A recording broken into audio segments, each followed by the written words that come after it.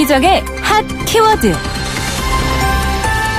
가장 뜨겁고 궁금한 국제 이슈를 분석하는 시간입니다. 문희정 국제정치평론가 전화 연결돼 있습니다. 평론가님 안녕하세요. 네, 안녕하세요. 네, 먼저 홍콩 시위 소식부터 저희가 전해드리겠습니다. 벌써 15주째인데 지난 주말에도 반정부 시위가 있었죠? 네, 그렇습니다. 이 폭력 시위 우려가 있다면서 홍콩 경찰 당국이 시위를 불허했음에도 불구하고 홍콩 시민들은 집회와 시위의 자유는 기본적인 인권이라면서 자발적으로 도심에 모여 반중국 시위를 이어갔는데요. 수만 명의 시위대가 5대 요구 하나도 뺄 수 없다. 광복 홍콩 시대혁명, 홍콩인 힘내라 등의 구호를 외치며 도심을 행진하자 경찰은 물대포와 체류탄을 쏘면서 강제 진압에 나섰습니다. 시민들은 송환법 철회뿐만 아니라 행정장관의 직선제 선출을 요구하는 등 중국에 반대하며 홍콩의 민주화를 요구했는데요. 시위대 일부는 미국과 영국의 국기를 들고 국제사회의 지지를 호소했고 시위 현장에는 홍콩 시위 지지에 대한 감사의 뜻으로 한국과 주요 7개국 등의 깃발을 이어붙여 만든 플래카드도 등장했습니다. 네. 그런데 이번 시위에서는 또 친중 시위대와의 물리적 충돌도 일어났다고요? 네, 그렇습니다. 지난 14일 주로 남세고 차림의 중장년층이 다수인 친중국 시위대 500여 명이 오송홍기를 흔들고 중국 국가인 의용군 행진곡을 부르며 시위에 나섰는데요. 그러자 검은 옷과 검은 마스크 차림의 반중국 시위대가 광복 홍콩 구호를 외치고 시위 주제가인 홍콩의 영광을 노래를 부르면서 맞서는 상황이 펼쳐졌습니다. 이 과정에서 양 진영 간의 몸싸움으로 25명이 병원으로 이송되고 경찰이 진압에 나서 반중국 시위대만 구타하고 체포해 편파 진압 논란이 불거졌는데요. 친중국 매체인 동방일보조차도 남세국 군단의 시민 구타에도 경찰은 아무도 끌고 가지 않았다는 제목의 기사를 실을 정도였습니다. 네. 이 홍콩 사우스차이나 모닝포스트는 친중 시위대가 10월 1일 중화인민공화국 성립 70주년을 맞아 신문에 축하 광고를 내기 위해 110만 달러, 우리 돈으로 13억 원을 모금하는 등 본격적으로 활동을 시작했다고 보도했는데요. 또 최근 홍콩의 친중 단체인 디펜드 홍콩 캠페인 회원 100여 명이 법원 앞에서 시위대 일부의 보석 석방을 비판하면서 판사들이 시위대들에게 도움을 줬다고 주장하면서 대법원장의 사퇴를 요구하기도 했습니다. 네. 그리고 지난 주말 시위에서 또 주목할 만한 부분이 일부 시위대가 영국을 향해서 강도 높은 비판의 목소리를 내기도 했다는데 이건 어떤 내용인가요? 네, 이 도심 행진에 앞서서 1000여 명의 홍콩 시민이 코즈웨이 베이 지역에 있는 주 홍콩 영국 총영사관 앞에서 영국은 중국의 일국 양제 위반에 대해 행동에 나서야 한다고 촉구하는 집회를 열었는데요. 이 영국이 홍콩에 대한 자치권을 통제하려는 중국에 충분히 맞서지 않고 있다며 대중국 압박에 나서줄 것을 공식적으로 요구하는 청원서를 전달하기도 했습니다. 네. 이 시위대는 영국이 중국과 맺은 1984년 홍콩 반환 협정에 따라서 중국이 홍콩의 자유와 자치권에 대한 약속을 지키도록 도와달라고 외쳤는데요. 이 중국 정부가 정치적 통제를 강화하고 보편적 참정권 요구를 거부하면서 협정을 위반하고 있다고 시위대는 주장했습니다. 이 시위대는 이날 영국 영사관 앞에서 식민지 시절 홍콩의 깃발과 영국 국기인 유니언잭을 흔들면서 영국의 국가인 여왕 폐하 만세와 통치하라 브리타니아를 부르기도 했는데요. 한편 지난 8월 톰 투건핫 영국 하원 외교위원장은 지난 1997년에 홍콩 시민들에게 완전한 국적을 줬어야 했다며 당시 홍콩인들에게 해외 시민 지위를 연장한 결정은 잘못이고 이를 바로잡을 기회가 왔다 이렇게 주장하기도 했습니다. 네, 그렇군요. 그리고 이 중국 중앙정부가 요즘은 좀 직접적으로 시위와 관련한 이야기를 하거나 언급하는 부분은 좀 줄어든 것 같은데 이 중국의 입장은 어떤가요? 약간 달라진 양상이 포착되고 있는데요. 네. 말씀하신 것처럼 외교부 대변인들의 입을 통해서 직접적인 비판을 하던 예전과 달리 최근에는 친중 단체와 시위대가 전면에 나서고 있는 모양새라고 할 수 있습니다. 이 홍콩의 문제는 홍콩 내에서 해결하도록 두겠다는 식의 프레임을 짠 것으로 짐작되는데요. 15일 중국 황구시보의 후시진 편집장은 일본 지지통신과의 인터뷰를 통해서 군과 무장경찰의 홍콩 투입은 최후의 수단이라고 밝히기도 했습니다. 그는 홍콩 정부의 힘으로 질서를 회복하는 게 가장 좋고 우선적 선택지라면서 이 홍콩 경찰 역할 덕에 시위 참여자가 줄고 있다며 중국 군을 통한 무력 진압 가능성에 대해서 다소 회의적인 입장을 내비친 건데요. 국제사회의 비판을 의식해서 일단 직접적인 개입은 자제하는 것처럼 보이지만 여전히 홍콩 경찰의 강경 진압과 친중 단체 또 친중 시위대의 반대 목소리를 내세워서 홍콩 내부의 분열을 꾀하고 있는 상황이라고 할 수 있습니다. 네, 겉으로 드러나는 모양만 조금 달라졌을 뿐 본질은 바뀌지 않았다라는 이야기인 것 같습니다. 자, 다음 주제로 넘어가 보죠. 저희가 지난주에 그렇지 않아도 이 핫 키워드 시간에 이 사우디 아람코 기업에 대한 이야기를 한 적이 있었는데 네네. 드론 공격을 받았다는 소식이 들어왔더라고요. 네, 현지 시각으로 14일 새벽 4시 세계 최대 석유 기업인 사우디아라비아의 국영 석유 회사 아람코의 주요 석유 시설과 유전이 무인기인 드론의 공격을 받아 큰 화재가 발생했는데요.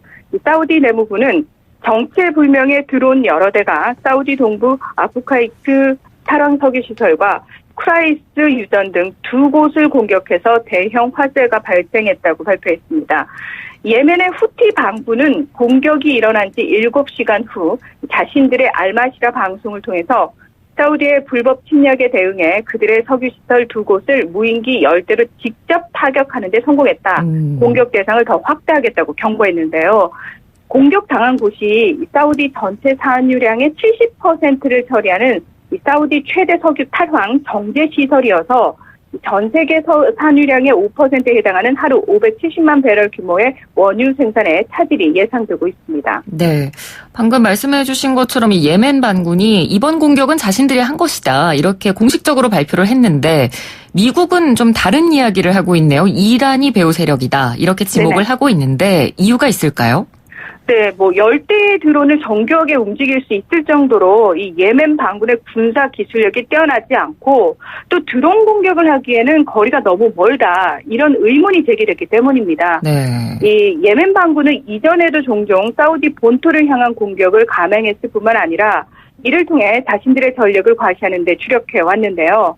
게다가 예멘 반군은 무인기 기지가 있는 예멘 북부와 공격을 당한 사우디 아부카이크 석유시설 단지의 거리가 800km에서 1000km 이상 떨어져 있다는 사실을 고려해서 일부 중동 언론과 미국 월스트리트 저널은 더 가까운 이라크나 이란 쪽에서 드론이 날아왔을 가능성을 제기합니다.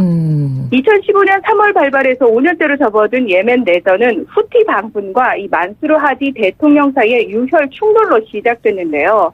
이란이 후티 이 반군을 지원한다고 의심한 사우디가 참전하면서 예멘 정부를 지원하는 사우디와 아랍에미리트의 아랍 동맹국과 또 반군을 지원하는 이란의 대리전 양상을 띠면서 사실상의 국제전쟁으로 비화됐습니다. 네. 마이크 폼페이오 미국 국무부 장관은 14일 이번 공격이 예멘에서 비롯됐다는 증거는 없다. 긴장 완화를 요청했는데도 이란이 세계 원유 공급망을 전례 없이 직접 공격했다면서 이란을 공식적으로 겨냥했고요. 미국 CNN 방송은 한 소식통을 인용해서 초기 정보로는 이라크에서 공격이 시작된 것 같다. 이란이 상당한 영향을 미치는 이라크 남부는 이번에 공격받은 지점까지 거리가 예멘보다 가깝다. 이렇게 보도를 내놓기도 했습니다. 네. 공격 세력으로 지목된 이라크와 이란의 입장은 어떻습니까? 이라크와 이란 같은 경우에 즉각적으로 반발했는데요. 아델 압들 마흐디 이라크 총리는 15일 트위터에 이라크는 헌법상 영토가 이웃 국가들을 공격하는 데 사용되지 않도록 노력해왔다. 이 사우디 석유시설에 대한 공격을 위해 이라크를 이용하려는 자는 처벌을 받을 것이라며 강하게 부인했습니다. 네. 이 아바스 무사비 이란 외무부 대변인도 성명을 통해서 이란이 사우디 석유시설을 공격했다는 미국 정부의 언급에 대해 그런 헛되고 맹목적인 비난과 발언은 이해할 수 없고 의미 없다며 비판했는데요. 더불어 미국이 그동안 이란에 대한 최대 압박 정책을 펴왔다며 그것이 실패하면서 최대 거짓말로 바뀌었다 이렇게 주장했습니다. 네.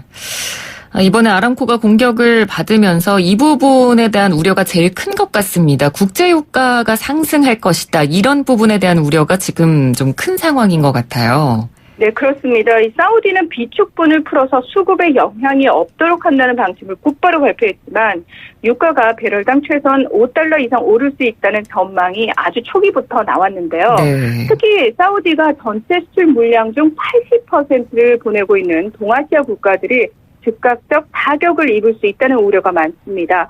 우리나라 역시 원유 수입국 중 사우디가 차지하는 비중이 가장 높은 상황인데요.